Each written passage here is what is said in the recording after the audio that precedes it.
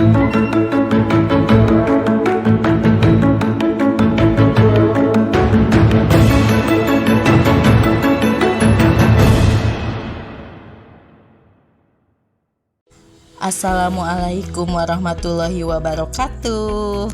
Salam bahagia, Ibu Bapak Guru hebat. Bertemu lagi di demonstrasi kontekstual modul 1.4 mengenai penerapan segitiga restitusi. Berjumpa lagi dengan saya Aisyiti Nuraini, calon guru penggerak angkatan 9 dari Kota Tasikmalaya. Di sini saya ditemani oleh siswi-siswi yang cantik, yaitu Najwa dan Hopipah, yang akan membantu saya dalam memecahkan dua kasus. Kasus pertama, tidak mengerjakan PR. Kasus kedua, terlambat datang ke sekolah. Sebelum kita memecahkan dua kasus tersebut, kita harus tahu dulu mengenai apa itu restitusi. Restitusi adalah proses pengkondisian murid untuk memperbaiki kondisi mereka sehingga dapat kembali pada kelompok mereka dengan karakter yang lebih kuat. Restitusi fokus pada solusi dan dapat mengembalikan murid pada kelompoknya. Penerapan segitiga restitusi. Yang pertama ada menstabilkan identitas, yang kedua validasi tindakan yang salah, dan yang ketiga menanyakan keyakinan. Yang pertama, menstabilkan identitas. Bagian dasar dari segitiga bertujuan untuk mengubah identitas anak dari orang yang gagal karena melakukan kesalahan menjadi orang yang sukses. Anak yang melanggar peraturan karena sedang mencari perhatian adalah anak yang sedang mengalami kegagalan. Dia mencoba untuk memenuhi kebutuhan dasarnya, namun ada benturan. Kalau kita mengkritik dia, maka kita akan tetap membuatnya dalam posisi gagal. Kalau kita ingin menjadi reflektif, maka kita harus meyakinkan si anak dengan cara mengatakan kalimat ini.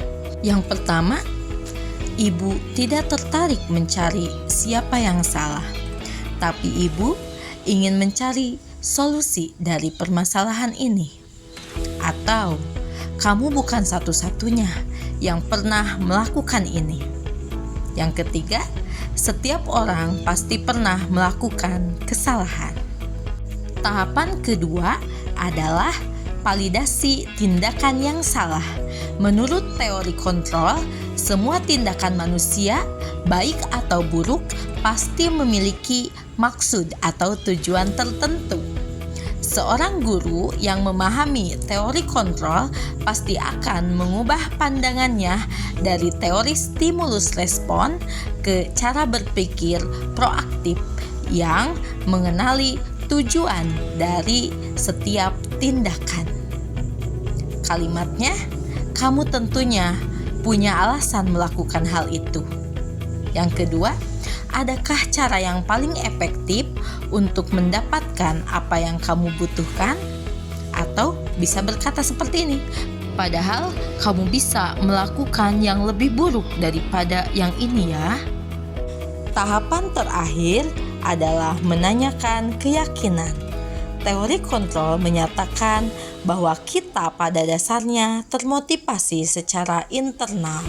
Ketika identitas sukses yang telah tercapai di langkah pertama dan tingkah laku yang salah telah divalidasi di langkah kedua, maka anak akan siap untuk dihubungkan dengan nilai-nilai yang dia percaya dan berpindah menjadi orang yang dia inginkan. Kalimat yang bisa Anda ajukan kepada anak, keyakinan kelas apa yang telah kita sepakati? Atau kamu ingin menjadi orang yang seperti apa? Atau apa nilai-nilai umum yang telah kita sepakati? Sekarang kita akan menyaksikan video mengenai kasus pertama, yakni tidak mengerjakan PR.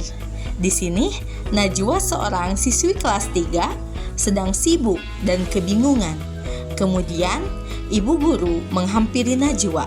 Ternyata, Najwa belum sempat mengerjakan PR yang akan dinilai hari ini.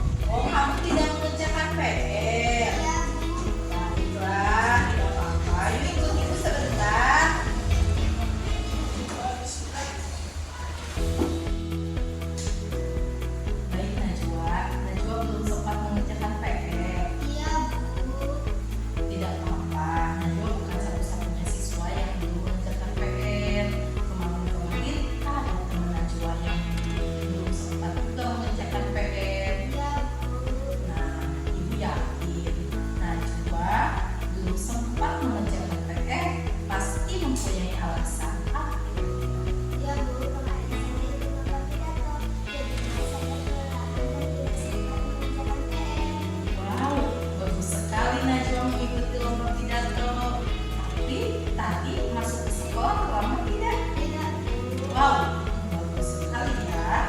Itu adalah perilaku yang baik. Akan tetapi di sini Najwa belum mengerjakan PR. Kita menurut Najwa tidak mengerjakan PR itu sudah melanggar keyakinan kelas kita, tidak? Iya, Bu, saya melanggar. Nah, melanggar dari mana? Tidak mengerjakan PR, jadi saya tidak bertanggung jawab terhadap tugas. Bagus sekali ya. Di sini Najwa tidak bertanggung jawab. Menurut Najwa penting tidak rasa tanggung jawab itu. Penting, Bu. Nah, bagaimana sekarang memperbaikinya? Saya nanti akan mengerjakan PR, Bu, dan bertanggung jawab dengan apa yang menjadi tugas saya. Bagus sekali ya. Jadi nanti tanggung jawab Najwa yaitu mengerjakan PR dan juga akan bertanggung jawab terus menerus. Siap? Siap. Baik, sekarang Najwa boleh kembali ke tempat duduk untuk belajar ya. Sayang. Perkenalkan, nama saya Najwa. Saya siswa kelas 3 SDN 2 Awilari.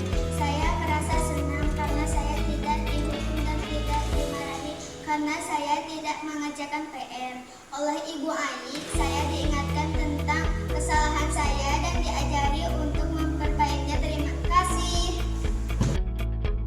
Selanjutnya, kita ke kasus kedua mengenai terlambat datang ke sekolah, di mana Hopipah seorang siswa kelas 3 terlambat datang ke sekolah dan ibu guru memanggilnya dan bertanya, kenapa Hopipah datang terlambat?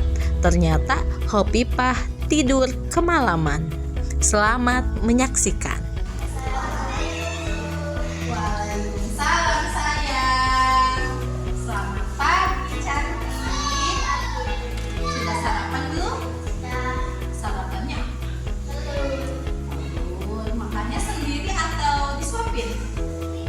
Bagus. Nah, Hopi tahu tidak kenapa Hopi dipanggil sama ibu? Tidak. Tadi Hopi berangkat ke sekolah jam 5.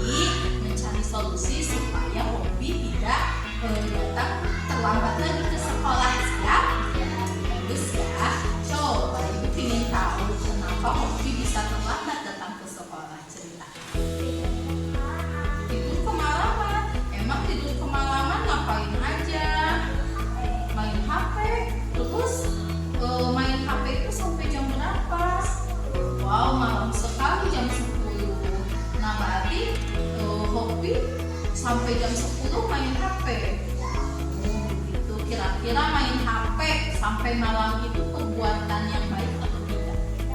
Tidak baik ya. Kalau tidak baik maka perlu bagaimana? Sip, bagus ya. Berarti perlu diperbaiki ya. Nah, agar main HP tidak kemalaman dan bangun tidak kesiangan ya, berarti harus diperbaiki ya. Nah, coba Hopi masih ingat tidak keyakinan kelas kita dulu? Keyakinan kelas apa yang Hopi langgar hari ini? Sip, bagus, pintar sekali Hopi. Disiplin itu penting tidak buat kita? Bagus ya, disiplin itu penting sekali buat kita. Kira-kira agar Hopi tidak melanggar disiplin lagi, setiap hari kesiangan datang ke sekolah, Hopi harus bagaimana? Tidak main HP terus tidurnya? Oke, bagus lagi. Hopi itu tidak main HP terus sama tidurnya tidak kemalaman ya. Berarti harus jam berapa kira-kira tidur supaya tidak kesiangan? Bagus ya. Berarti jam 8 Hopi sudah harus tidur. Nah, sekarang Hopi mulai hari ini tidurnya jam 8 supaya tidak bangun kesiangan ya. Ibu yakin sekali Hopi nanti bisa menjadi anak yang lebih baik lagi. Siap? Semangat lagi. Dan juga masuk sekolah tidak akan lagi kesiangan ya, akan datang tepat waktu seperti itu ya. Baik, bagus ya. Sekarang Hopi bisa ke kelas lagi untuk mengikuti pembelajaran. Baik? Oke, terus dulu dong. Oke. Warahmatullahi wabarakatuh. Perkenalkan, nama saya Hopi dari kelas 3 SDN Wawukani. Saya merasa senang saya tidak dihukum, saya tidak dimarahi karena saya terlambat ke sekolah. Terima kasih. Bagaimana Ibu Bapak guru hebat sudah menyaksikan mengenai langkah-langkah segitiga restitusi? Seru bukan? Dengan menerapkan segitiga restitusi akan membangun kepercayaan diri anak setelah melakukan kesalahan, juga dapat menyadarkan anak untuk memperbaiki permasalahannya sendiri, serta mengembalikan anak-anak pada kelompoknya dengan karakter yang lebih kuat. Kemudian ada satu kutipan yang membuat saya semangat hari ini dari Bapak Menteri Pendidikan, Bapak Nadiem Makarim, yaitu apapun perubahan kecil itu, jika setiap guru melakukannya secara serentak, kapal besar bernama Indonesia ini pasti akan bergerak. Terima kasih telah menyaksikan video ini. Semoga bermanfaat. Terima kasih kepada Najwa dan Hopipah.